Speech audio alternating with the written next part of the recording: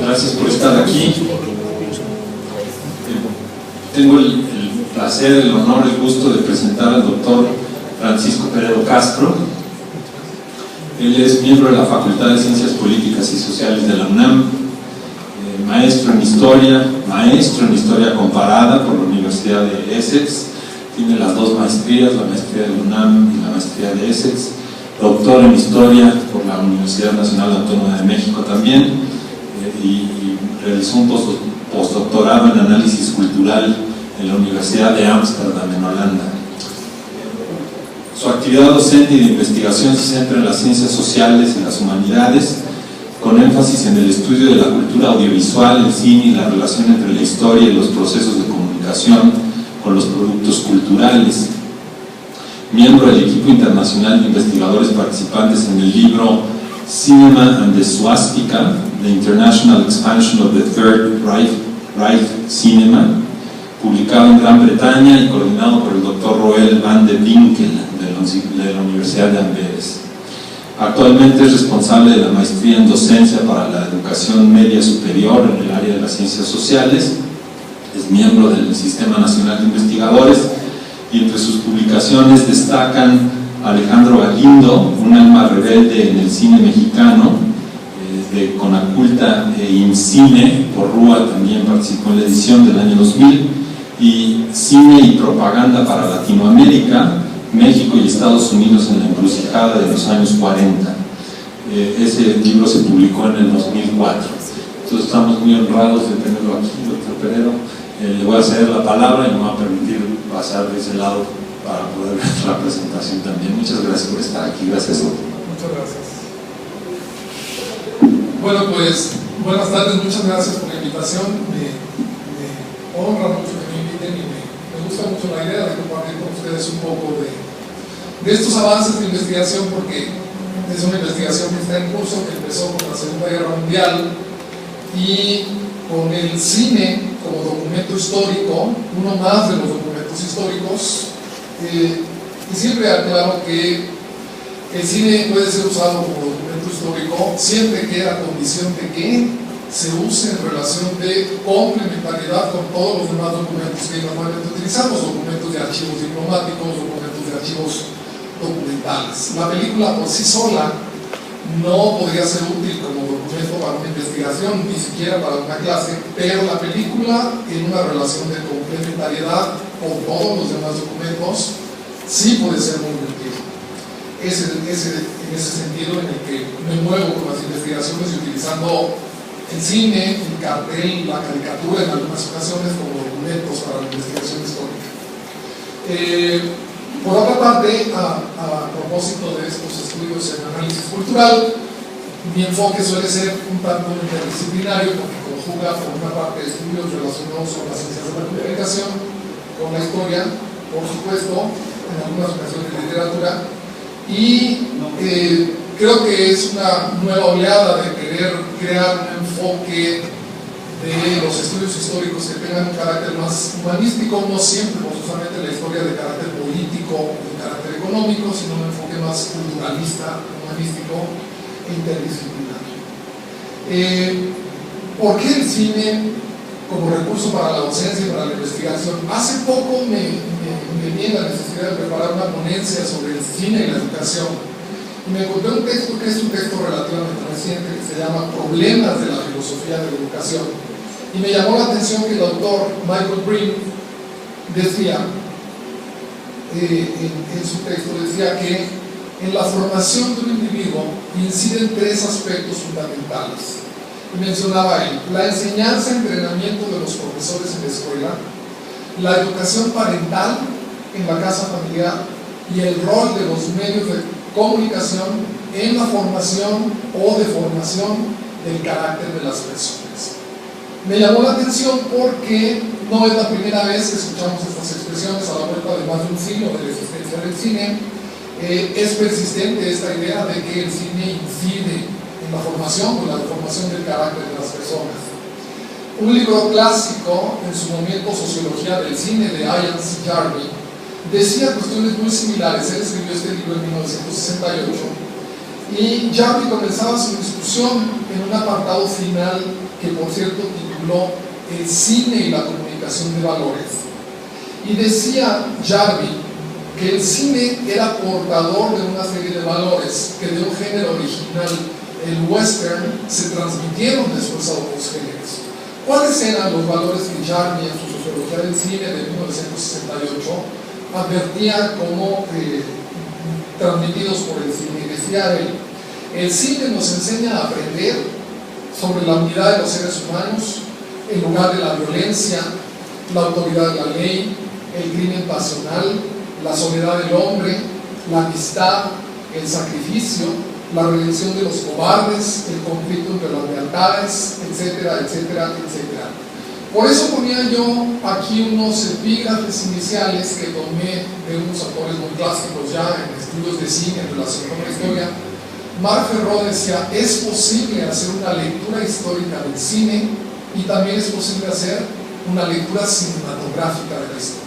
Parece un juego de palabras, pero está implicado que podemos leer históricamente al cine, pero a la vez el cine nos es útil para hacer una lectura y una comprensión de la historia. Después, indagando a propósito de lo que empezaron a decir los ideólogos y los políticos en los años preliminares al arranque de la Primera Guerra Mundial, me encontré esta cita de Lloyd George en Gran Bretaña que decía: no todo el mundo lee la prensa y los que la leen olvidan lo que han leído, pero nadie puede olvidarse de lo que ha visto suceder en la pantalla.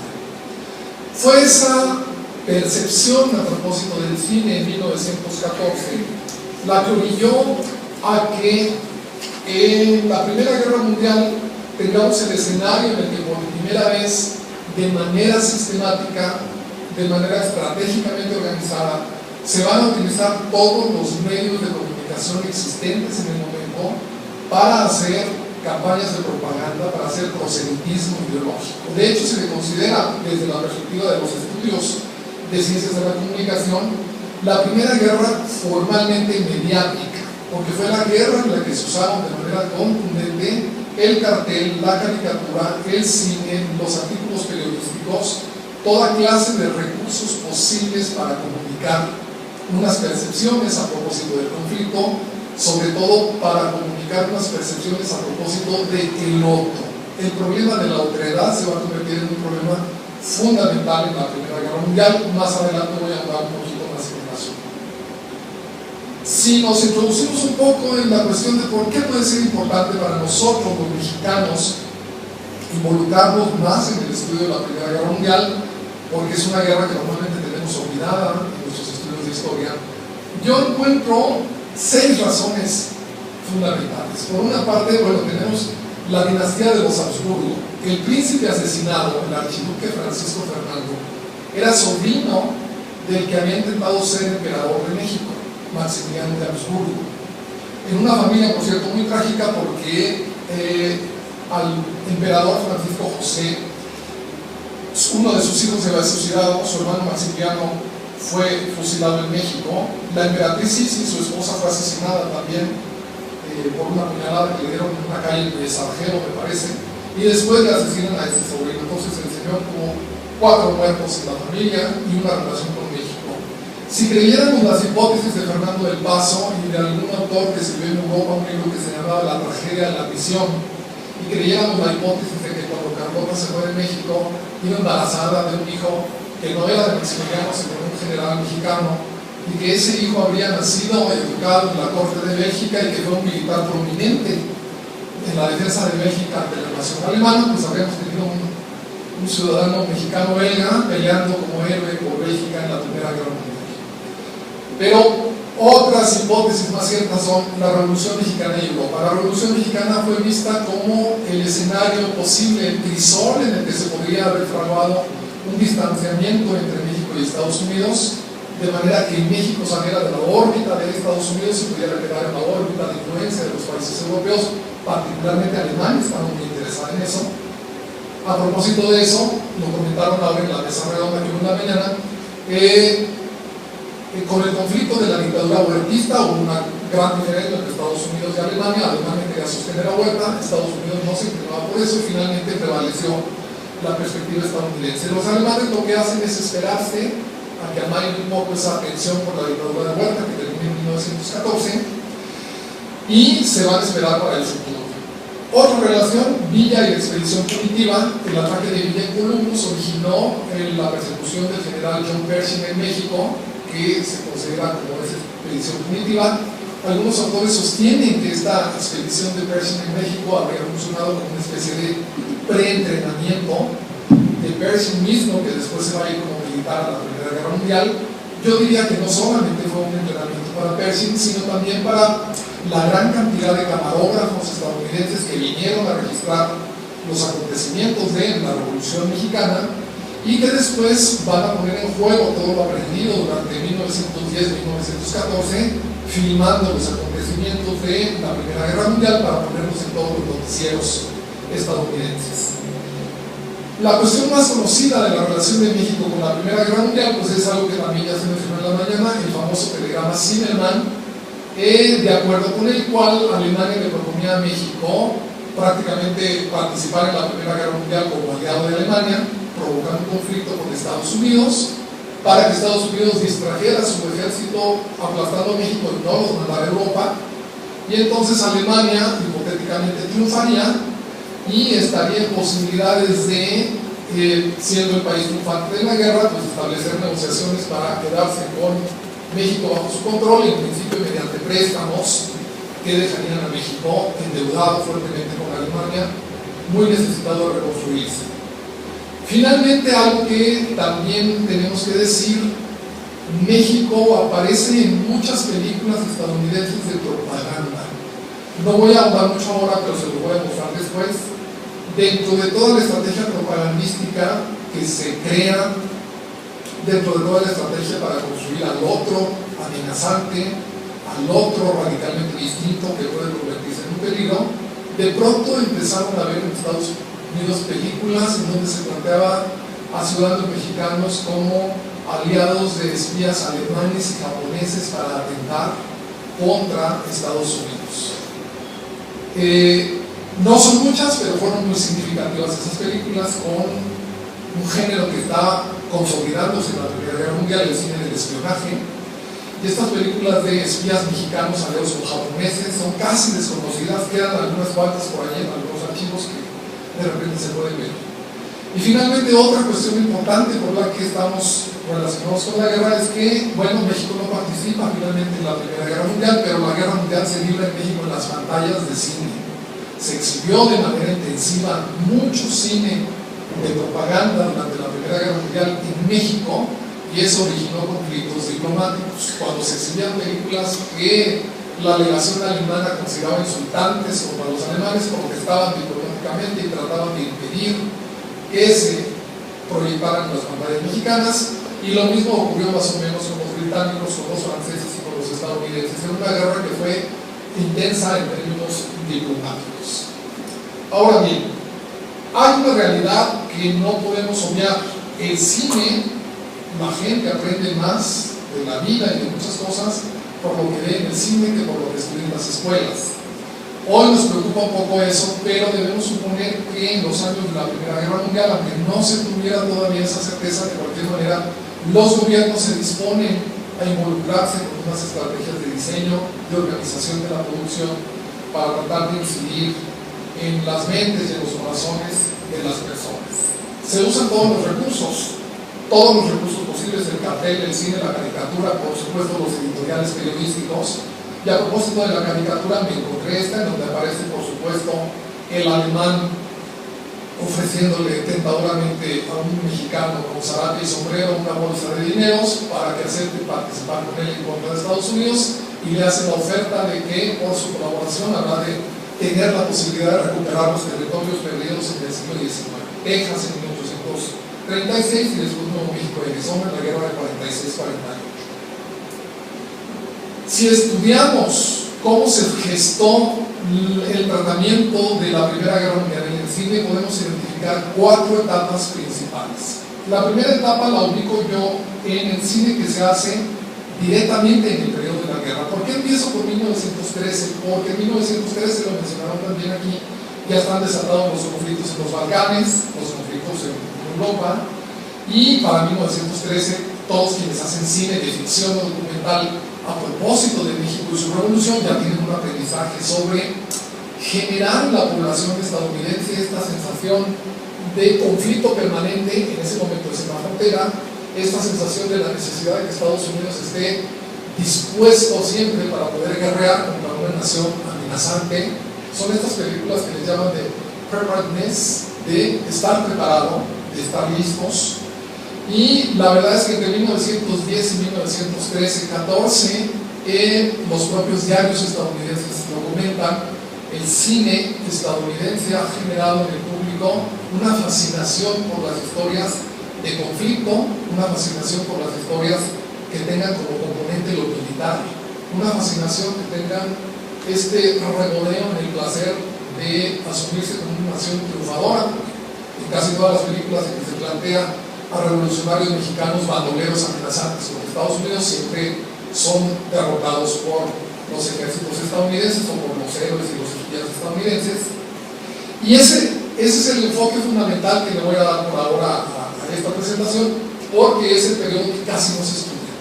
Realmente los periodos posteriores, por ejemplo el periodo de entreguerras, se estudian mucho más. En el segundo periodo de 1919-32, pues sí son muy conocidas películas como Armas al Hombro de Charles Chaplin, o películas como Yo Acuso de Abel Gance en Francia, o películas como Los Cuatro Jinetes del Apocalipsis, que precisamente porque ha pasado la guerra y porque se tiene plena conciencia del horror que ha significado esa contienda mundial, tienen un tono muy crítico, un tono muy cuestionador de la guerra, de las razones por las que se hizo esa guerra y cuáles fueron sus resultados. Volvemos a tener un periodo en el que fuertemente se vuelve a revivir y revisar la Primera Guerra Mundial en el cine, que es el periodo de 1933-45, en donde el tema de la Primera Guerra Mundial se trata en el cine otra vez con un enfoque muy propagandístico, muy proselitista, en búsqueda de adeptos para la causa alemana. Ahí hay una gran paradoja, porque en la Primera Guerra Mundial, en el cine producido en la primera de las etapas, Alemania fue un país muy denostado en las películas. Alguien aquí mencionaba la película esta de Kaiser, la bestia de Berlín, pero la verdad es que no fue la única, fueron muchas más. Y paradójicamente lo que se hizo contra Alemania en la Primera Guerra Mundial, los alemanes lo aprendieron muy bien al parecer, porque lo van a hacer ellos en la Segunda Guerra Mundial, contra los franceses, contra los británicos, desde luego contra los judíos. De manera tal que en el periodo de 1933 a 45, las referencias a la Primera Guerra Mundial en el cine vuelven a tener un tono fuertemente propagandístico, fuertemente racista, fuertemente sesgado, desde Alemania en contra de todos los aliados y desde los aliados en contra de los alemanes. Tendríamos un cuarto periodo en el que es muy significativa la referencia a la Primera Guerra Mundial en el cine de 1946 hasta la fecha, todo lo que hemos visto, y hay pues películas muy significativas como La Patrulla Infernal de Stanley Kubrick, por supuesto películas como Lawrence de Arabia con Peter O'Toole, una de las más grandes películas de la guerra, películas como Gallipoli, que la mencionaron en la batalla de Gallipoli aquí en la mañana, multitud de películas. Se calcula que existen alrededor de 600 películas producidas con el tema de la Primera Guerra Mundial. En un contexto en el que de lo que se trata es de hacer una intensa labor propagandística a través del cine, en ese periodo de 1913 a 1918 es posible identificar ya los géneros como los que son el germen de futuros géneros muy consolidados en el cine, en el mundo. Por una parte, los temas del nacionalismo y patriotismo, con películas que tienen títulos muy rimbombantes, así con Hasta la Victoria o Hasta la Muerte, etcétera, etcétera. Esto está estrechamente ligado con las películas que tratan los temas de la glorificación de la muerte heroica. Les decía yo, surge fuertemente el tema del espionaje. No es que no se hubieran hecho antes de la Primera Guerra Mundial películas con espías, pero en la Primera Guerra Mundial parece ser que el género se consolida. Aparece de manera incipiente un género que va a ser muy llamativo, el género de los filmes con batallas aéreas. Aparece también un género a consecuencia del desarrollo mismo de la guerra, el uso de submarinos. En la Primera Guerra Mundial, las películas sobre batallas en el mar. Algo muy significativo, el uso de la historia en el cine, los temas históricos en el cine. Se hacen películas que refieren a la guerra franco-prusiana, en donde, si se hace desde la perspectiva de los aliados, pues aparecen planteados como verdaderos canallas los alemanes ya desde la guerra franco-prusiana, y si se hacen desde la perspectiva alemana, se hacen para ridiculizar a los franceses, por ejemplo, y explicar por qué se les derrotó en la guerra franco-prusiana. Se hacen películas con Juana de Arco como protagonista, como la gran heroína del pasado, un poco como para decirle a los franceses y a los aliados en general, una gran mujer que fue símbolo de Francia pudo vencer y pudo triunfar, y así como se hizo en aquella historia pasada, se puede hacer en el presente.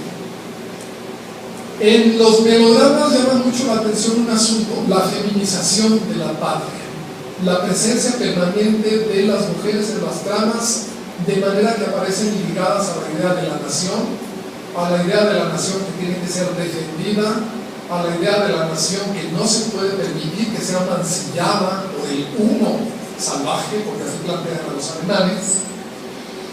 Dentro de los melodramas también tenemos este asunto de la brutalidad de la guerra y la construcción cultural del otro, el problema de la otredad, de cómo se ve al otro, cómo se construye culturalmente al enemigo para poder explicar el deseo de aniquilarlo.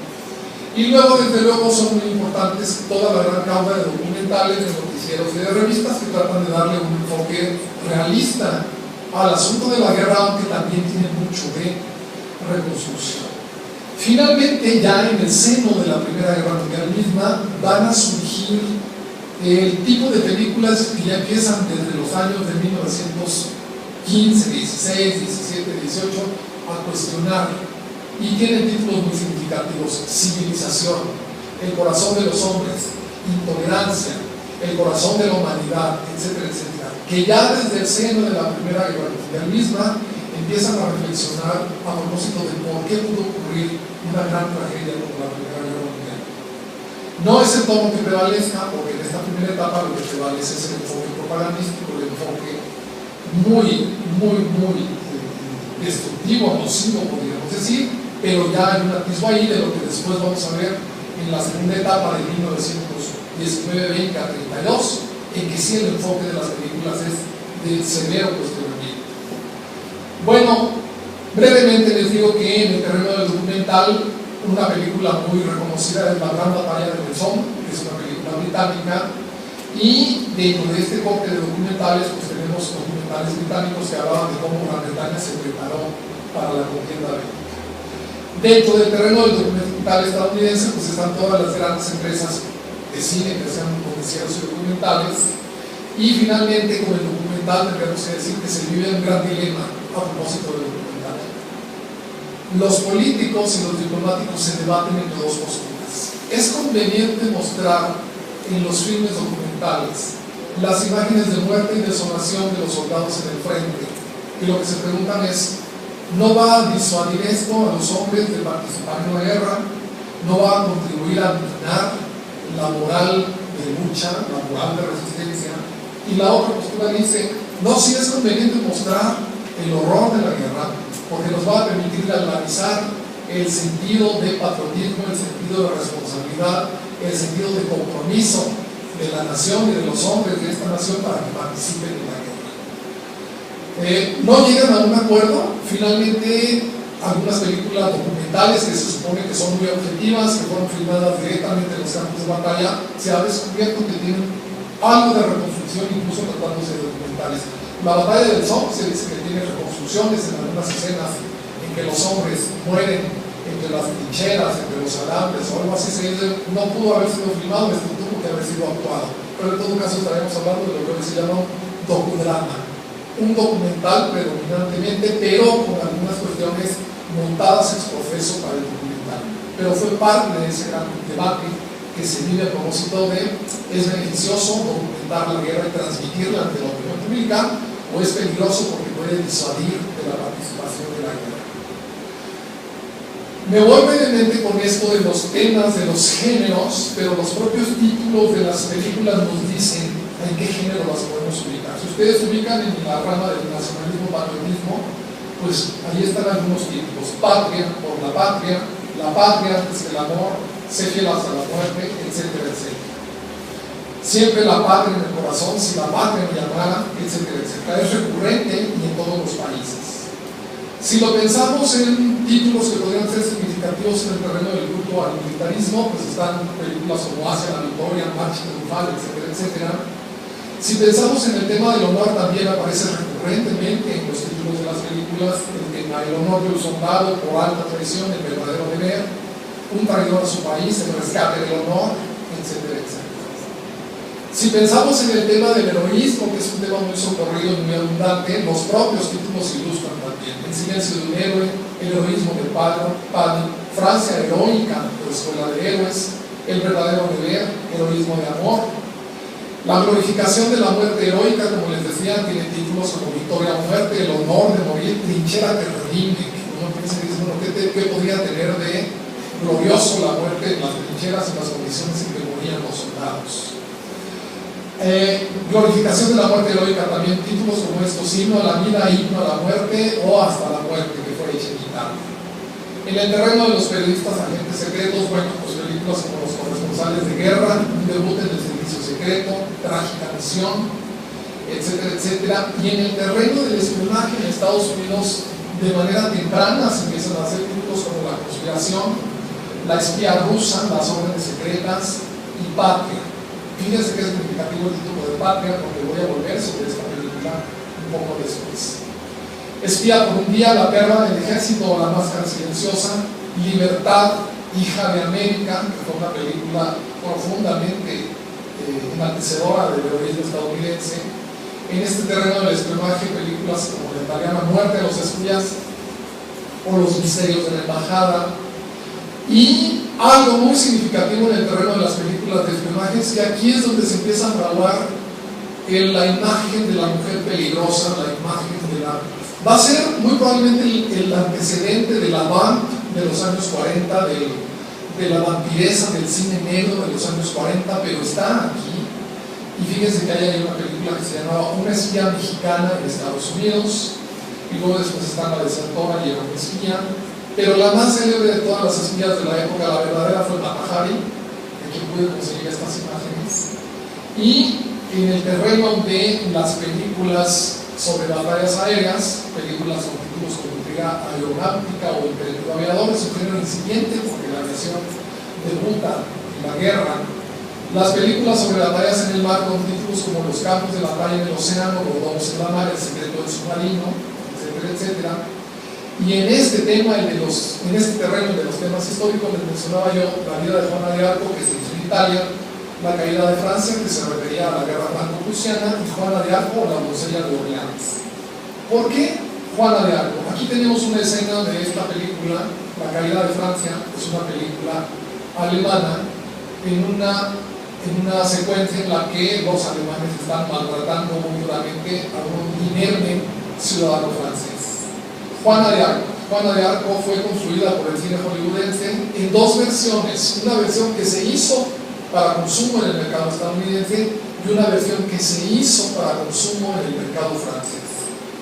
¿Cuáles eran las diferencias entre la mirada de Juana de Arco, la que se pensó para el público estadounidense, y la que se pensó para el público francés? La que se pensó para el público estadounidense eliminó totalmente toda la referencia a la idea de la mujer como la heroína fundamental de la historia. Y por el contrario, para el público francés, ese fue el enfoque que se dejó, porque se consideró que era útil moralmente para las audiencias francesas que vieran esta imagen de una mujer francesa encabezando la defensa por la nación. Este anuncio dice América y Juana de Arco, y después tenemos uno que es todavía más significativo: Juana de Arco salvó a Francia. Y entonces hace una referencia a las mujeres de América para llamarlas a que compren los bonos de guerra y las estampas de guerra. La película fue protagonizada por una actriz que era una actriz muy importante en el teatro, Geraldine Farrar, que no era una adolescente para la edad que se supone que tenía Juana de Arco cuando ocurrió esta película real de Juana de Arco, pero fue muy útil en términos de propaganda. En el tema de la lealtad y el patriotismo, pues ya saben las clásicas historias de dos enamorados en donde uno es francés y otro es alemán, y entonces tienen que dirimir qué postura van a tomar. Muchas veces terminan muertos los dos o terminan separados por la guerra.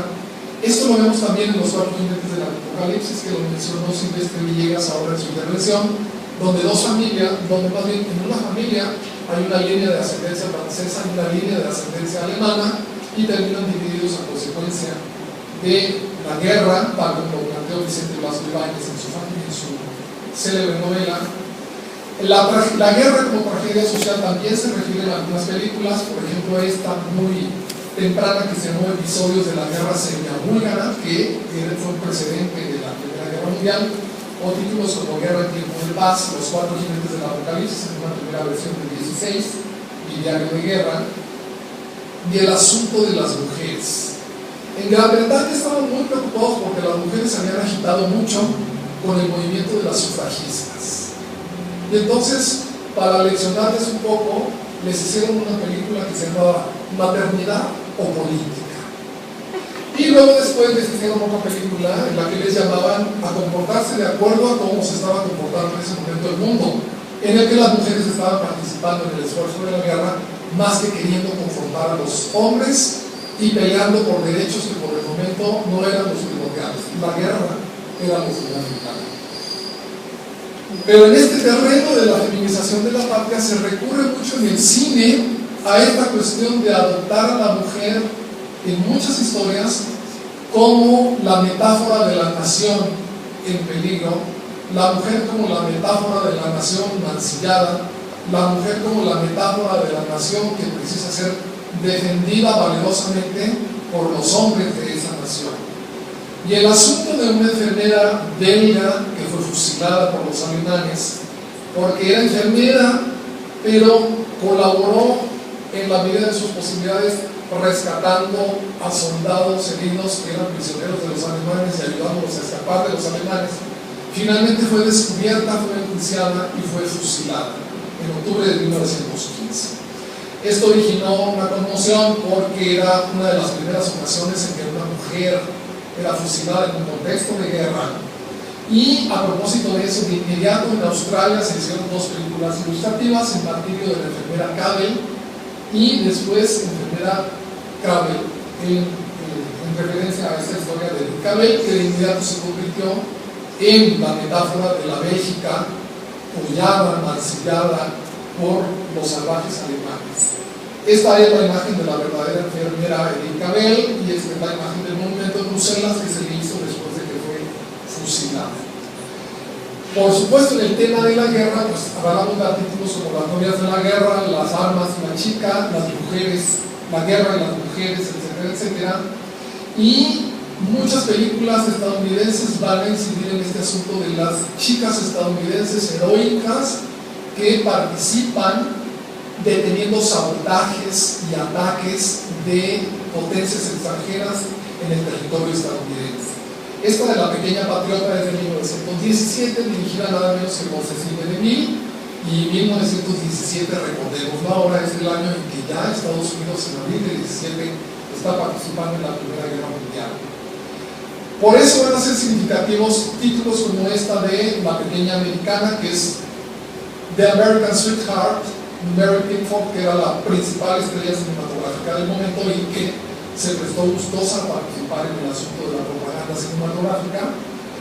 Las ideas de las mujeres como colaboradoras en los campos de batalla. Esta imagen es muy romántica porque la verdad es que muchos soldados, la mayoría de los soldados morían en condiciones muy miserables en los campos de batalla. Pero esta película vuelve a tener a Mary Pickford en un título que se llama Johanna Civilista. Y por supuesto el efecto del cine se conjuga con el efecto de todo el esfuerzo que se hace a través de otro tipo de proselitismo mediante carteles, mediante el recurso de difundir estas imágenes de las mujeres colaborando, por ejemplo, en la comunicación telefónica, que es muy importante. Se hace mucho la referencia a las madres que pierden a sus hijos o que se sacrifican enviando a sus hijos a los campos de batalla. Títulos como Las madres de Francia serían muy significativos. Y hay aquí una cosa bastante peculiar, para poder afianzar en la mente de los espectadores esta idea de la mujer como metáfora de la nación que precisa ser defendida. Incluso se crean 2 personajes ficticios que van a ser referidos en historietas, que van a ser referidos en narraciones cortas. Britannia para el caso de Gran Bretaña y Marianne para el caso de Francia.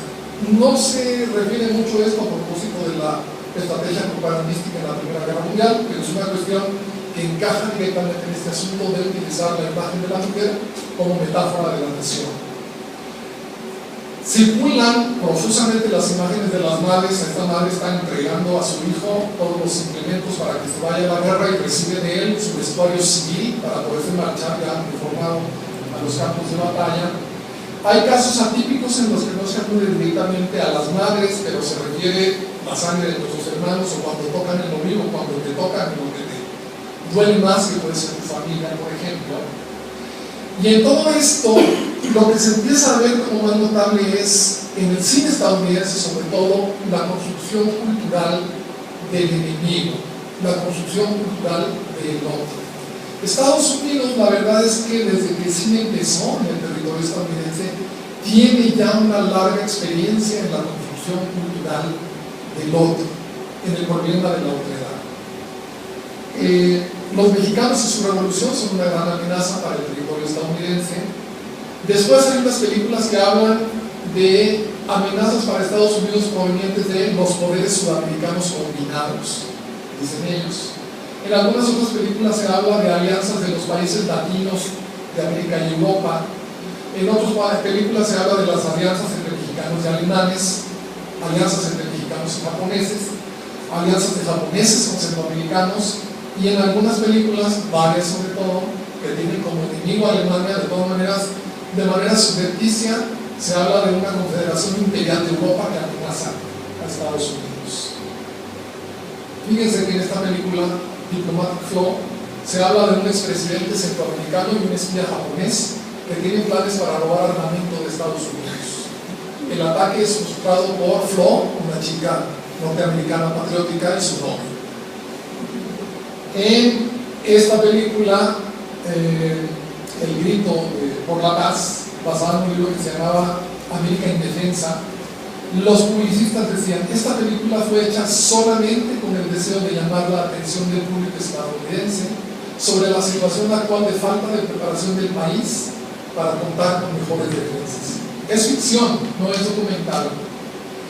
El romance de Line habla de un agente que se llama Darius Del Mar, agente secreto de un gobierno extranjero que trata de apropiarse de un torpedo estadounidense, sabotear los puertos estadounidenses y apropiarse de Estados Unidos finalmente. Elaine, otra patriótica chica americana, y su novio del ejército frustran el sabotaje. El problema de la otredad se lleva al extremo de empezar a hacer películas muy despectivas y muy racistas en contra de la población de raza amarilla. Y los títulos directamente lo dicen: El peligro amarillo en Londres, El peligro amarillo en Estados Unidos, debemos suponer, La amenaza amarilla, e incluso se hacen carteles que son ilustrativos de este afán por satanizar a los habitantes de la raza amarilla. Quiero decirles que socialmente sí hubo conflictos en Estados Unidos. Hubo ciudadanos de ascendencia alemana que se vieron atacados. Está documentado que cuando menos 70 personas de ascendencia alemana fueron asesinadas a propósito de arranques de patriotismo. Hubo algún joven que quiso enlistarse en el ejército estadounidense y cuando lo vieron llegar y dio su nombre, que además no era un nombre de origen alemán, lo confundieron con un alemán, lo envolvieron en la bandera estadounidense y lo lincharon. Entonces, este asunto de crear animadversión contra los otros fue una cosa bastante seria y se reflejaba no únicamente en las tramas cinematográficas, sino también en los usos de la caricatura y del cine. El problema de la otredad está presente también en películas como El ala del águila, El ojo del águila, etcétera, etcétera, y finalmente va a llegar al asunto de Europa. En la película La caída de una nación se trata del tema de que con la ayuda de inmigrantes extranjeros residentes en Estados Unidos es conquistada por esos invasores extranjeros que, aunque no se denominan alemanes, son muy parecidos a ellos. Es decir, se trata de que los que ya viven en Estados Unidos llegaron como migrantes, se unen con los amenazantes del extranjero para hacer sucumbir a la nación americana ante los enemigos. ¿Quién salva la situación? La leal legión de las mujeres estadounidenses.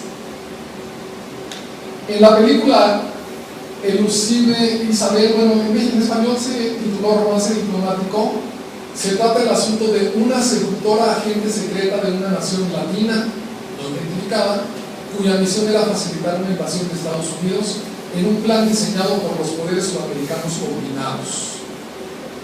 En Patria, se trata de la heroica historia de Patria Channing, nótese que el personaje se llama Patria, una rica heredera dueña de una fábrica de armamentos que con su novio Donald, agente secreto, destruye una intriga contra Estados Unidos tramada por los ejércitos aliados de Alemania y Japón. Y aquí tenemos un título en donde se refiere al barón Kuroki, el asesor confidencial de un señor de Lima, de México, que llega a Nueva York y empiezan a fraguar el plan. Aquí está el barón Kuroki, ese amenazante siniestro espía japonés. Se hace la referencia al señor de Lima, que ha llegado de México y está llamándolo desde Newport. Y aquí tenemos al señor de Lima mexicano amenazando a Estados Unidos en alianza con el japonés. Y esto va a ser detenido por Patria Channing, que desciende de una dinastía de defensores patrióticos de Estados Unidos, la dinastía de los Channing, que viene desde 1765, que tienen ahí un fondo secreto de defensa, que es de ese fondo del que se quieren apropiar los espías japoneses y mexicanos. Ahí está el fondo, todas esas cajas atrás tienen lingotes de oro, y este es el fundador de la dinastía de los Channing, defensora del patriotismo en Estados Unidos. Libertad, una hija de Estados Unidos, también cuenta una historia en la que Libertad y sus amigos se enfrentan a los bandoleros mexicanos que causan problemas a Estados Unidos en la frontera, y con eso el ejército estadounidense tiene claro que debe estar preparado para guerrear. ¿Cómo se construyó o cómo se fraguó este asunto del otro en la mentalidad estadounidense a lo largo de los años? Si lo pensamos históricamente, pues los primeros otros con los que los estadounidenses tuvieron que lidiar fueron los indios, los nativos americanos que encontraron cuando llegaron a colonizar el territorio. Los siguientes otros con los que tuvieron que lidiar, ya hay un libro que se llama América y sus otros, por cierto, y hay un libro que se llama Europa y sus otros, con todas las teorías de Edward Said a propósito del orientalismo y de cómo culturalmente se construyó a los otros. Después los siguientes otros con los que los colonos estadounidenses tuvieron que lidiar fueron, por supuesto, los mexicanos que se quedaron en los territorios que pasaron a ser parte de Estados Unidos después de la guerra de 1846-48. Por supuesto, los afroamericanos. Después, la revolución causa mucho estrés en Estados Unidos de los sectores que tienen intereses en México. Los amarillos de cualquier nación, así los refieren casi siempre, los amarillos. Y luego después, en el contexto de la guerra, los latinos en su conjunto, los de América y Europa, como Estados Unidos, los bolcheviques, los socialistas en el contexto de la revolución bolchevique también les causa gran estrés. Y finalmente los europeos, sobre todo los alemanes. Pero, ¿cómo se fabrica visualmente o cómo se construye culturalmente la imagen de un otro como radicalmente distinto de ti, que es tan amenazante y tan peligroso que en consecuencia hay que aniquilarlo, y que en consecuencia cualquier acto que tú cometas contra él, por grave que sea, está perfectamente justificado porque hay una situación de o él o yo? Vamos a ver el asunto que en la bibliografía inglesa se plantea como la otredad como problema, othering como proceso, othering el proceso de creación y construcción del otro. Veamos un ejemplo con un cartel. Nosotros tenemos este cartel de esta película de 1913, en donde estamos viendo el gravísimo conflicto de los primeros colonos estadounidenses frente a un otro que es un salvaje irredimible. Si acercamos más a la imagen podemos ver una situación verdaderamente terrible, que está a punto de cometer un ataque en el que va a atentar contra algo que es sagrado para toda nación.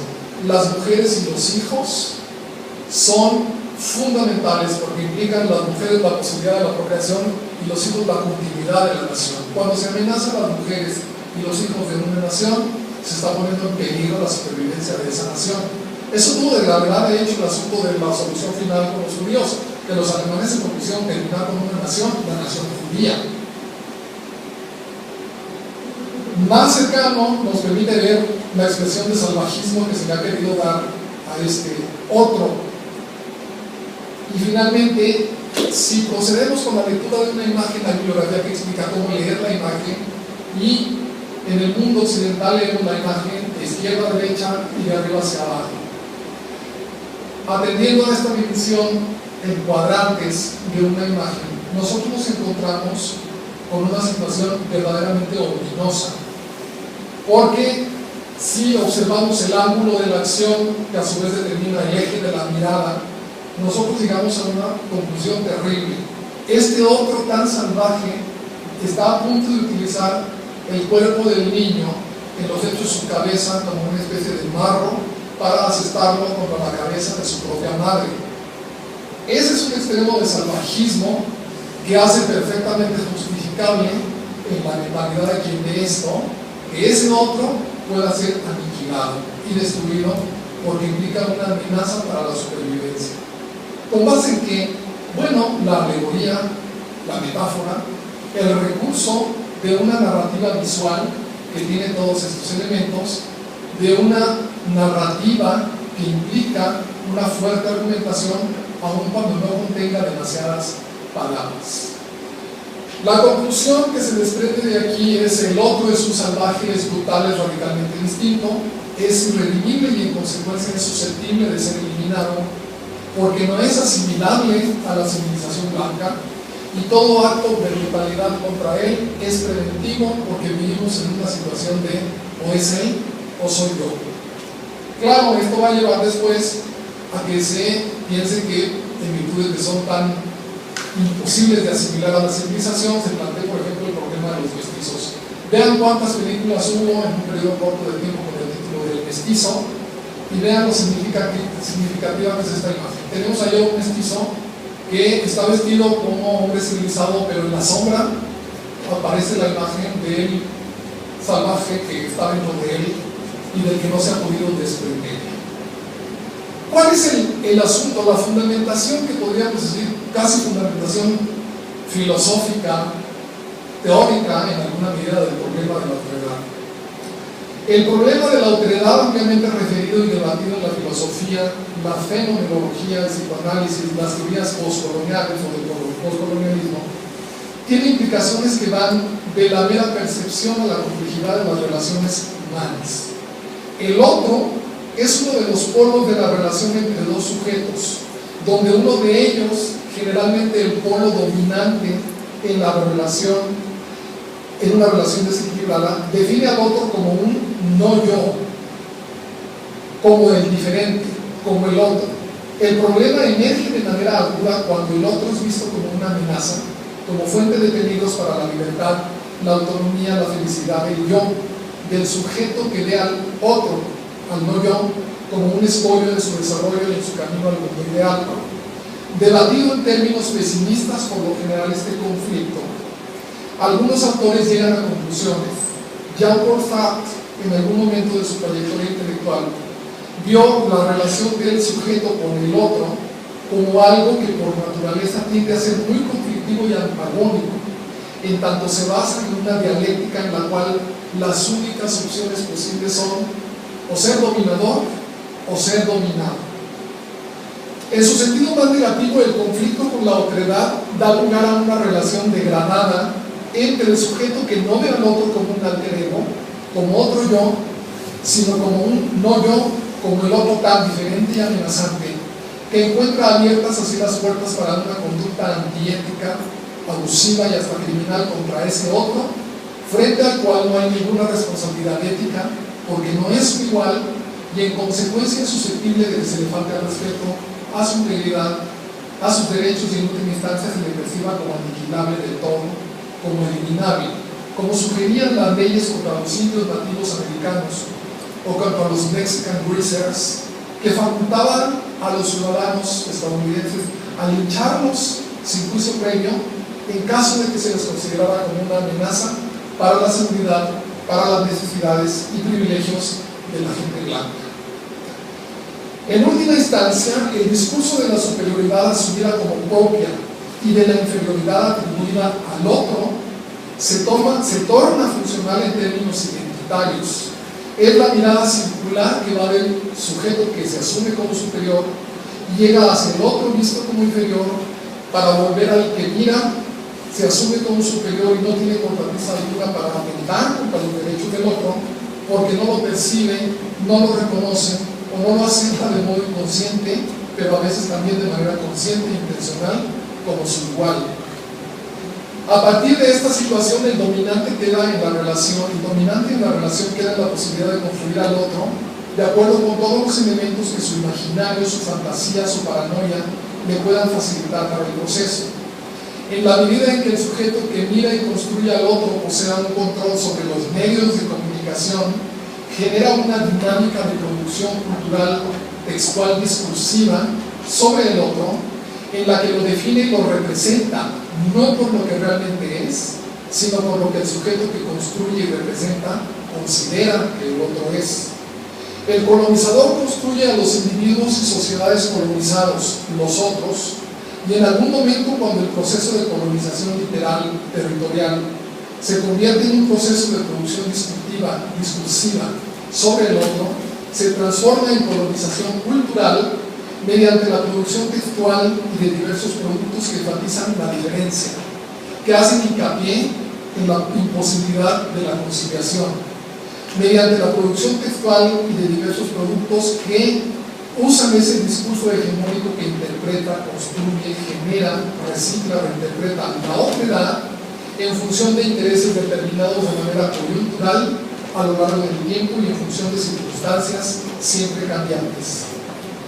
Este es el proceso que en lengua inglesa Gayatri Spivak, una teórica del asunto de la otredad, denomina como oteli, como el proceso mediante el cual un sujeto o un imperio conquistador, colonizador, dominador logra definirse a sí mismo por contraste con aquellos a los que colonizan, margina o excluye.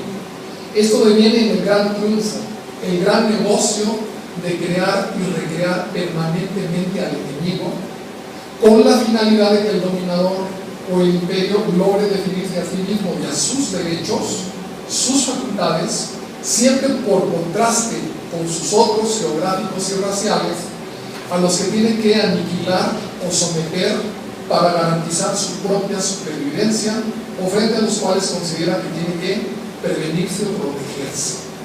Este fue el fundamento que estuvo detrás de toda la estrategia de prevención contra los otros, y que luego, después de ser dirigida contra todos los otros que en Estados Unidos se habían construido a lo largo de los años, desde el siglo XIX, primero con la literatura, con el periodismo, con la cultura popular y finalmente con el cine, se va a llegar a la posibilidad de construir a los animales como los otros verdaderamente peligrosos y amenazantes.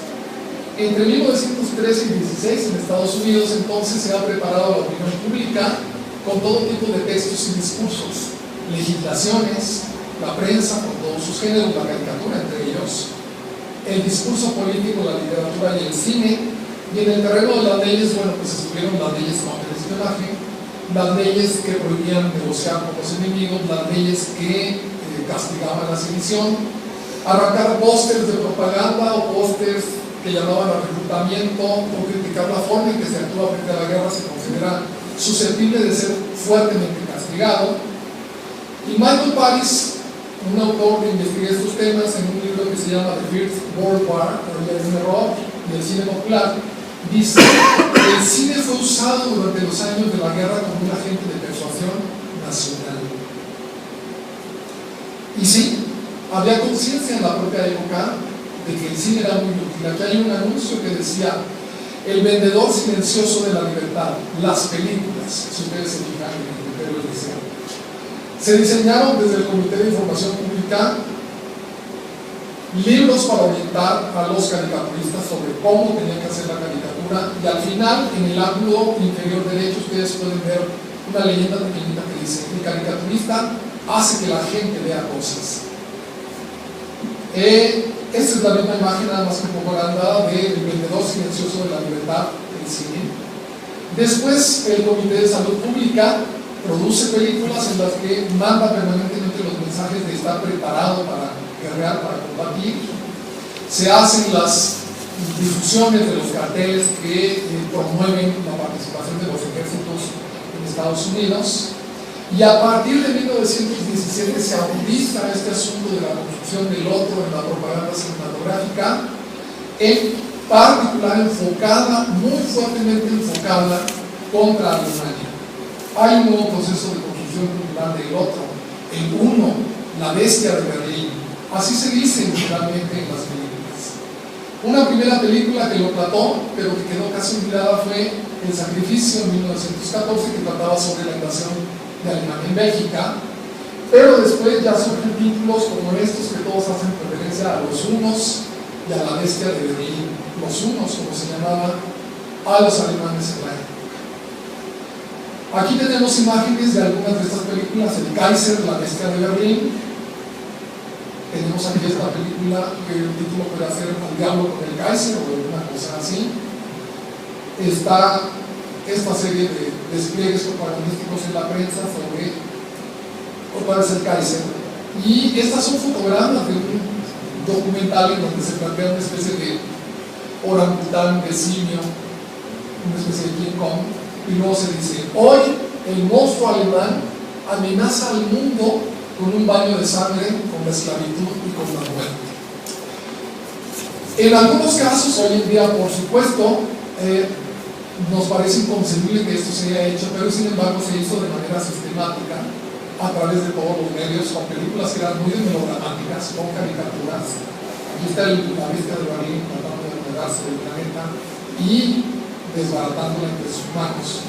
Muy probablemente, si estas imágenes no tuvieron mucho impacto, sí tuvieron, por ejemplo, les muestro fotogramas de una película en donde tenemos a una pobre mujer alemana con su pequeño bebé en brazos, siendo atacada por unos salvajes alemanes. Ahí están confrontándola, después empiezan a discutir con ella, la mujer obviamente está muy atemorizada, empiezan a quererle arrebatar al bebé de los brazos, ella trata de impedirlo, la golpean, finalmente la tiran al suelo, logran forcejear con ella para arrebatarle al bebé y finalmente este salvaje avienta al bebé al piso y después se ponen a burlarse de ella de manera inmisericordia. Películas que tienen imágenes de alemanes violadores y asesinos. Recuerden a Bélgica. Esta película dice mucho de aquel dicho que también crearon en el imaginario social estadounidense en contra de los mexicanos, que decía: remember el ala, acuérdense del ala. Aquí tenemos la sombra siniestra del uno salvaje proyectándose sobre la virginal chica que tiene preparado un puñal para suicidarse si fuera necesario. Tenemos otra vez a Mary Pickford, la gran superestrella del cine hollywoodense de la época, siendo atacada por un uno salvaje. Si acercamos a la imagen lo podemos ver con detenimiento. Tenemos aquí otra imagen de una joven virginal siendo totalmente atacada por un alemán. Tenemos el caso del fusilamiento de los alemanes, debe ser una imagen de la película sobre Edith Cavell, la enfermera alemana que fue fusilada por ellos. Tenemos esta imagen de una película de Griffith, Corazones del Mundo, en donde es un soldado francés rescatando a su novia de las garras de un salvaje violador alemán. Tenemos este cartel de llamado a la atención de la opinión pública general: el uno o tu patria. Compre por favor más bonos para la libertad.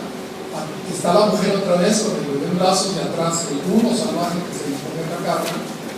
Y los seres fundamentales en multitud de historias son siempre estos: los unos bestiales inhumanos, las mujeres en peligro, ya decíamos, las mujeres como la metáfora de la nación que precisa ser defendida a toda costa, jóvenes y valientes varones estadounidenses que rescatan a estas indefensas víctimas del salvajismo de los alemanes, y con todo eso se contribuyó a asegurar el apoyo ciudadano para la participación de Estados Unidos en la guerra.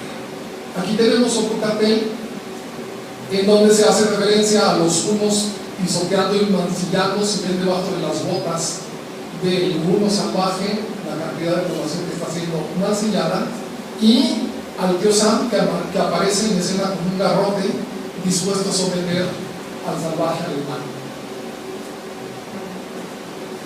Junto con todo este cine, por supuesto, se generan las películas que condenan a la guerra y, decía yo, se empiezan a hacer las reflexiones sobre qué ha sido la guerra y por qué fue posible que la humanidad se metiera en esto. Esa película fue bastante significativa, Civilización, y podemos ver ahí al soldado que llega desfallecido por la bayoneta a postrarse frente a su madre, frente a su esposa y su pequeño hijo, que prácticamente lo que se da imagen es, bueno, por ellas ha valido el gran esfuerzo y el horror de la guerra que se acaba de vivir para preservar a la civilización.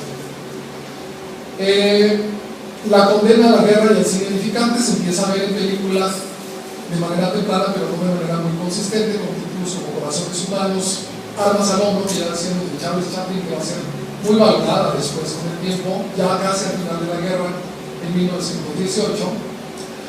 Y dentro de estas cuatro etapas fundamentales del cine y la Primera Guerra Mundial, mencionaba yo al principio los cuatro periodos y vuelvo un poco a ellos antes de que terminemos.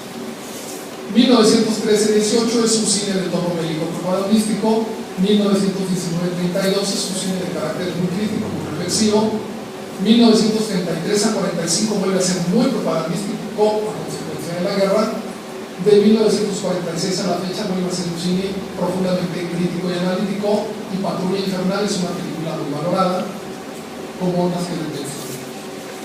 Hasta 1940 se hicieron aproximadamente 300 filmes sobre la guerra, y desde 1940 y hasta la fecha alrededor de 100. Estaremos hablando de un corpus filmográfico de cuando menos 400 películas sobre el tema de la guerra.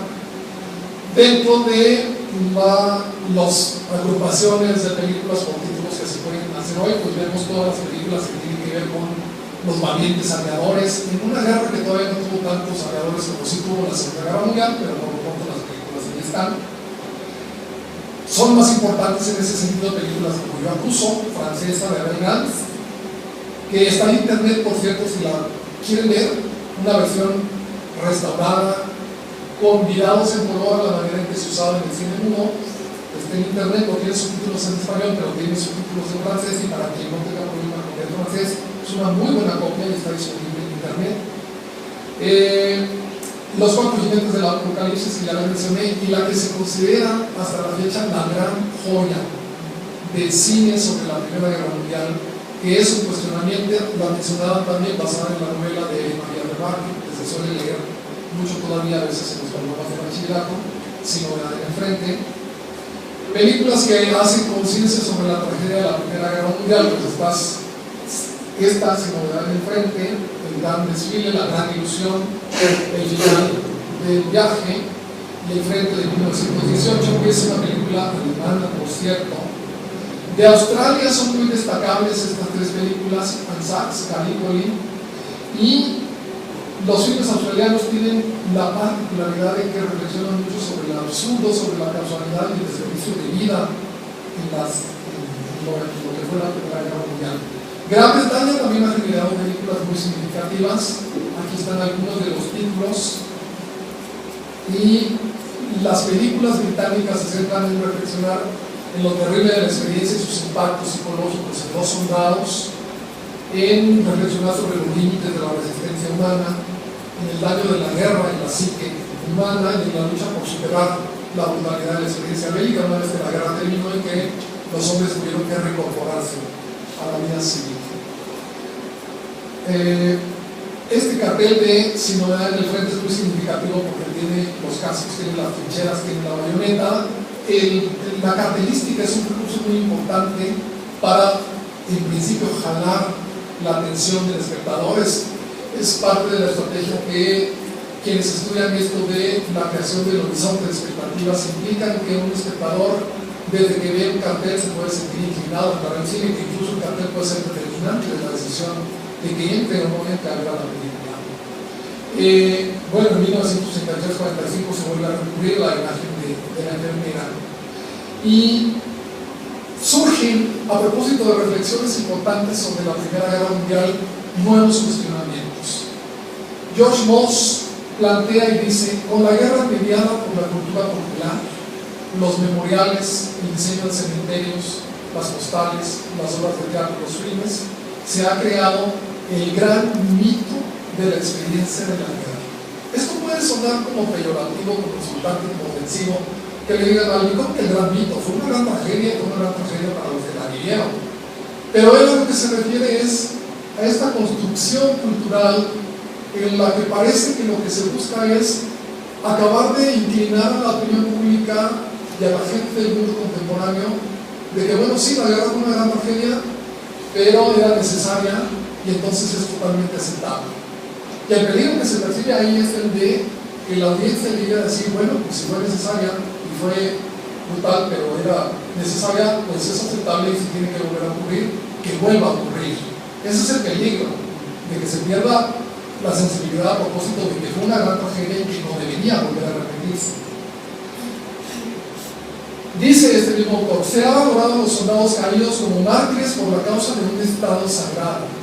Este es otro cuestionamiento que ha habido en muchas películas, la multitud de vidas que se perdieron luchando por los intereses, por los errores, como decía el doctor Charmiller, de los que diplomáticamente no pudieron resolver un conflicto para impedir la guerra. Se ha valorado a los soldados caídos como mártires por la causa de un estado sagrado, su respectiva patria y su nación. Como resultado, las muertes de los soldados de Yemen no únicamente inentendibles, sino aceptables y heroicas. Eso se hizo en la Segunda Guerra Mundial, precisamente porque no había gran conciencia de lo que había sido la primera. Se vuelve a repetir la tragedia en la Segunda Guerra Mundial, y quienes reflexionan y cuestionan ahora de esta manera dicen, por el contrario, esto no debe volver a suceder nunca y tenemos que prevenirnos de tanta glorificación de la muerte heroica a través de estos cementerios y demás. Acabo de estar en Kansas para ver, porque en Kansas tienen el Museo Nacional de la Primera Guerra Mundial en Estados Unidos, y después reflexionando sobre la grandilocuencia del memorial, sobre los espacios, sobre la composición casi escenográfica, diríamos, de todo el culto, me quedé preguntándome sobre si no tiene algo de razón Morse cuando cuestiona esta glorificación de la guerra a través de todos estos recursos y en particular a través del cine. Ahora, ¿qué podemos concluir a propósito de esta estrategia propagandística del cine en la Primera Guerra Mundial? Estados Unidos construye a los otros, a todos sus otros, como sus enemigos, para aniquilarlos y para vencerlos. En el caso de los alemanes, cuando los construyen como ese otro tan amenazante, tan detestable, tan peligroso, no lo construyen con la idea de plantear su aniquilamiento, pero sin embargo un efecto atroz, porque se habría creado, de acuerdo con la hipótesis de algunos de los autores, en la opinión pública de Estados Unidos y del mundo, que vieron todas esas mensajes tan repetidos y sostenidos, que es lo que tiene como característica la propaganda, una o dos ideas repetidas de manera incesante, sistemática, hasta que logren enraizarse en la mente de los espectadores. Repetir este discurso entre las audiencias del mundo respecto a los alemanes, si no en alguna medida facilitó el que se les pudiera someter a un tratado de paz tan injusto, tan abusivo, que habría tenido el efecto no de exorcizar el futuro de la posibilidad de una futura guerra, sino habría tenido el efecto devastador de unificar a los alemanes en su sentimiento de humillación, en su sentimiento de rabia, en su sentimiento de deseo de venganza y de revancha, para que finalmente ocurriera la Segunda Guerra Mundial. En ese sentido, ese cine podríamos concluir que sí tuvo ese efecto nocivo, porque aunque no llamó a la aniquilación del otro, como se hacía con las películas sobre apaches, o sobre mexicanos, bandoleros, o sobre la amenaza amarilla, etcétera, etcétera, a lo que llamó fue al convencimiento de que Alemania era culpable, de que Alemania era la culpable del desastre, de la tragedia que fue la Primera Guerra Mundial, y de que en consecuencia se le tenía que castigar fuertemente. Y con eso lo que se consiguió fue justamente que se quedaran incubados los ánimos de revancha, de venganza, en una unificación emocional de un pueblo que cuando aparece un líder como Adolfo Hitler no va a tener ninguna cortapisa en sumarse al llamado, a la venganza y a la estrategia que finalmente van a conducir al desencadenamiento de la Segunda Guerra Mundial. Bueno, eso sería lo que yo les diría a propósito del cine y la Primera Guerra Mundial en ese primer gran periodo de la propia guerra cuando se hizo cine.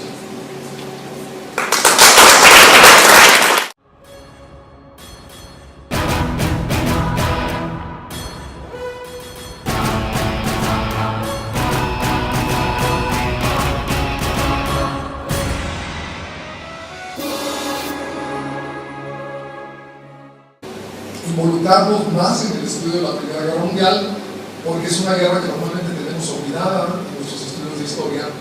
Yo encuentro 6 razones fundamentales. Por una parte, bueno, tenemos la dinastía de los Habsburgo. El príncipe asesinado, el archiduque Francisco Fernando, era sobrino del que había intentado ser emperador de México, Maximiliano de Habsburgo. En una familia, por cierto, muy trágica, porque al emperador Francisco José, uno de sus hijos se había suicidado, su hermano Maximiliano fue fusilado en México, la emperatriz Sisi, su esposa, fue asesinada también por una puñalada que le dieron en una calle de Sargero, me parece, y después le asesinan a este sobrino. Entonces el señor tuvo 4 muertos en la familia y una relación con México. Si creyéramos las hipótesis de Fernando del Paso y de algún autor que escribió en Europa un libro que se llamaba La tragedia de la misión, y creyéramos la hipótesis de que cuando Carlota se fue de México iba embarazada de un hijo que no era de Maximiliano, sino de un general mexicano, y que ese hijo habría nacido y educado en la corte de Bélgica y que fue un militar prominente en la defensa de Bélgica ante la invasión alemana, pues habríamos tenido un ciudadano mexicano-belga peleando como héroe por Bélgica en la Primera Guerra Mundial. Pero otras hipótesis más ciertas son la Revolución Mexicana y Europa. La Revolución Mexicana fue vista como el escenario posible, el crisol en el que se podría haber fraguado un distanciamiento entre México y Estados Unidos, de manera que México saliera de la órbita de Estados Unidos y pudiera quedar en la órbita de influencia de los países europeos, particularmente Alemania, estaba muy interesada en eso. A propósito de eso, lo comentaron ahora en la mesa redonda que hubo una mañana, con el conflicto de la dictadura huertista hubo una gran diferencia entre Estados Unidos y Alemania. Alemania quería sostener a Huerta, Estados Unidos no se inclinaba por eso y finalmente prevaleció la perspectiva estadounidense. Los alemanes lo que hacen es esperarse a que amaine un poco esa tensión por la dictadura de Huerta, que termina en 1914, y se van a esperar para el futuro. Otra relación, Villa y la expedición punitiva. El ataque de Villa en Columbus originó la persecución del general John Pershing en México, que se considera como esa expedición punitiva. Algunos autores sostienen que esta expedición de Pershing en México habría funcionado como una especie de preentrenamiento de Pershing mismo, que después se va a ir como militar a la Primera Guerra Mundial. Yo diría que no solamente fue un entrenamiento para Pershing, sino también para la gran cantidad de camarógrafos estadounidenses que vinieron a registrar los acontecimientos de la Revolución Mexicana y que después van a poner en juego todo lo aprendido durante 1910-1914, filmando los acontecimientos de la Primera Guerra Mundial para ponerlos en todos los noticieros estadounidenses. La cuestión más conocida de la relación de México con la Primera Guerra Mundial, pues es algo que también ya se mencionó en la mañana, el famoso telegrama Zimmermann, de acuerdo con el cual Alemania le proponía a México prácticamente participar en la Primera Guerra Mundial como aliado de Alemania, provocando un conflicto con Estados Unidos, para que Estados Unidos distrajera su ejército aplastando a México y no los mandara a Europa, y entonces Alemania hipotéticamente triunfaría y estaría en posibilidades de, siendo el país triunfante de la guerra, pues establecer negociaciones para quedarse con México bajo su control, en principio mediante préstamos que dejarían a México endeudado fuertemente con Alemania, muy necesitado de reconstruirse. Finalmente, algo que también tenemos que decir, México aparece en muchas películas estadounidenses de propaganda. No voy a ahondar mucho ahora, pero se lo voy a mostrar después. Dentro de toda la estrategia propagandística que se crea, dentro de toda la estrategia para construir al otro amenazante, al otro radicalmente distinto que puede convertirse en un peligro, de pronto empezaron a ver en Estados Unidos películas en donde se planteaba a ciudadanos mexicanos como aliados de espías alemanes y japoneses para atentar contra Estados Unidos. No son muchas, pero fueron muy significativas esas películas, con un género que está consolidándose en la Primera Guerra Mundial, el cine del espionaje. Y estas películas de espías mexicanos aliados con japoneses son casi desconocidas, quedan algunas cuantas por ahí en algunos archivos que de repente se pueden ver. Y finalmente, otra cuestión importante por la que estamos relacionados con la guerra es que, bueno, México no participa finalmente en la Primera Guerra Mundial, pero la Guerra Mundial se libra en México en las pantallas de cine. Se exhibió de manera intensiva mucho cine de propaganda durante la Primera Guerra Mundial en México, y eso originó conflictos diplomáticos. Cuando se exhibían películas que la legación alemana consideraba insultantes contra los alemanes, protestaban diplomáticamente y trataban de impedir que se proyectaran las pantallas mexicanas, y lo mismo ocurrió más o menos con los británicos, con los franceses y con los estadounidenses, en una guerra que fue intensa en términos diplomáticos. Ahora bien, hay una realidad que no podemos obviar. El cine, la gente aprende más de la vida y de muchas cosas por lo que ven.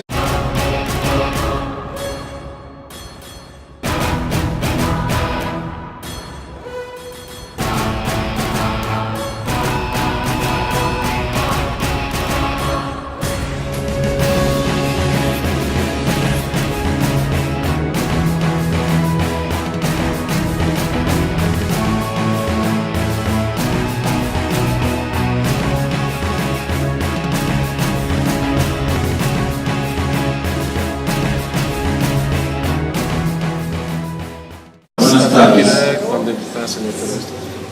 Gracias por estar aquí. Tengo el placer, el honor, el gusto de presentar al doctor Francisco Peredo Castro. Él es miembro de la Facultad de Ciencias Políticas y Sociales de la UNAM, maestro en Historia Comparada por la Universidad de Essex. Tiene las dos maestrías, la maestría de la UNAM y la maestría de Essex. Doctor en Historia por la Universidad Nacional Autónoma de México también, y realizó un postdoctorado en Análisis Cultural en la Universidad de Ámsterdam, en Holanda. Su actividad docente y de investigación se centra en las ciencias sociales y las humanidades, con énfasis en el estudio de la cultura audiovisual, el cine y la relación entre la historia y los procesos de comunicación con los productos culturales. Miembro del equipo internacional de investigadores participantes en el libro Cinema and the Swastika, The International Expansion of the Third Reich Cinema, publicado en Gran Bretaña y coordinado por el Dr. Roel van de Winkel de la Universidad de Amberes. Actualmente es responsable de la maestría en docencia para la educación media superior en el área de las ciencias sociales. Es miembro del Sistema Nacional de Investigadores, y entre sus publicaciones destacan Alejandro Galindo, un alma rebelde en el cine mexicano, de Conaculta e Incine, por Rúa también participó en la edición del año 2000, y Cine y Propaganda para Latinoamérica, México y Estados Unidos en la encrucijada de los años 40. Ese libro se publicó en el 2004. Entonces estamos muy honrados de tenerlo aquí, doctor Peredo. Le voy a ceder la palabra y me va a permitir pasar de ese lado para poder ver la presentación también. Muchas gracias por estar aquí. Gracias. Muchas gracias. Bueno, pues, buenas tardes. Muchas gracias por la invitación. Me honra mucho que me inviten, y me gusta mucho la idea de compartir con ustedes un poco de estos avances de investigación, porque es una investigación que está en curso, que empezó con la Segunda Guerra Mundial y con el cine como documento histórico, uno más de los documentos históricos, y siempre aclaro que el cine puede ser usado como documento histórico siempre que a condición de que se use en relación de complementariedad con todos los demás documentos que normalmente utilizamos, documentos de archivos diplomáticos, documentos de archivos documentales. La película por sí sola no podría ser útil como documento para una investigación, ni siquiera para una clase, pero la película, en una relación de complementariedad con todos los demás documentos, sí puede ser muy útil. En ese sentido en el que me muevo con las investigaciones y utilizando el cine, el cartel, la caricatura en algunas ocasiones como documentos para la investigación histórica. Por otra parte, a propósito de estos estudios en análisis cultural, mi enfoque suele ser un tanto interdisciplinario porque conjuga por una parte estudios relacionados con las ciencias de la comunicación, con la historia, por supuesto, en algunas ocasiones de literatura, y creo que es una nueva oleada de querer crear un enfoque de los estudios históricos que tengan un carácter más humanístico, no siempre forzosamente la historia de carácter político, de carácter económico, sino un enfoque más culturalista, humanístico e interdisciplinario. ¿Por qué el cine como recurso para la docencia y para la investigación? Hace poco me vi en la necesidad de preparar una ponencia sobre el cine y la educación y me encontré un texto que es un texto relativamente reciente que se llama Problemas de la filosofía de la educación, y me llamó la atención que el autor Michael Green decía en su texto decía que en la formación de un individuo inciden tres aspectos fundamentales. Y mencionaba él: la enseñanza, entrenamiento de los profesores en la escuela, la educación parental en la casa familiar y el rol de los medios de comunicación en la formación o deformación del carácter de las personas. Me llamó la atención porque no es la primera vez que escuchamos estas expresiones a la vuelta de más de un siglo de la existencia del cine. Es persistente esta idea de que el cine incide en la formación o la deformación del carácter de las personas. Un libro clásico, en su momento Sociología del Cine, de Ian C. Jarvie, decía cuestiones muy similares. Él escribió este libro en 1968 y Jarvie comenzaba su discusión en un apartado final que, por cierto, tituló El cine y la comunicación de valores. Y decía Jarvie que el cine era portador de una serie de valores que de un género original, el western, se transmitieron después a otros géneros. ¿Cuáles eran los valores que Jarvie en su Sociología del Cine de 1968 advertía como transmitidos por el cine? Decía él: el cine nos enseña a aprender sobre la unidad de los seres humanos, el lugar de la violencia, la autoridad de la ley, el crimen pasional, la soledad del hombre, la amistad, el sacrificio, la redención de los cobardes, el conflicto entre las lealtades, etcétera, etcétera, etcétera. Por eso ponía yo aquí unos epígrafes iniciales que tomé de unos autores muy clásicos ya en estudios de cine en relación con la historia. Marc Ferró decía: es posible hacer una lectura histórica del cine y también es posible hacer una lectura cinematográfica de la historia.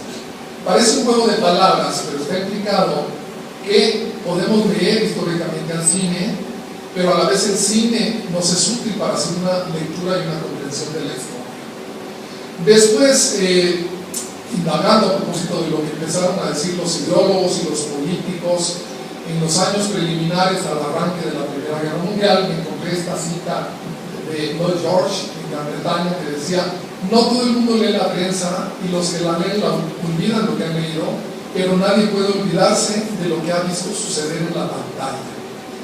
Fue esa percepción a propósito del cine en 1914 la que orilló a que en la Primera Guerra Mundial tengamos el escenario en el que por primera vez, de manera sistemática, de manera estratégicamente organizada, se van a utilizar todos los medios de comunicación existentes en el momento para hacer campañas de propaganda, para hacer proselitismo ideológico. De hecho, se le considera, desde la perspectiva de los estudios de ciencias de la comunicación, la Primera Guerra formalmente mediática, porque fue la guerra en la que se usaron de manera contundente el cartel, la caricatura, el cine, los artículos periodísticos, toda clase de recursos posibles para comunicar unas percepciones a propósito del conflicto, sobre todo para comunicar unas percepciones a propósito del otro. El problema de la otredad se va a convertir en un problema fundamental en la Primera Guerra Mundial. Más adelante voy a hablar un poquito más en eso. Si nos introducimos un poco en la cuestión de por qué puede ser importante para nosotros los mexicanos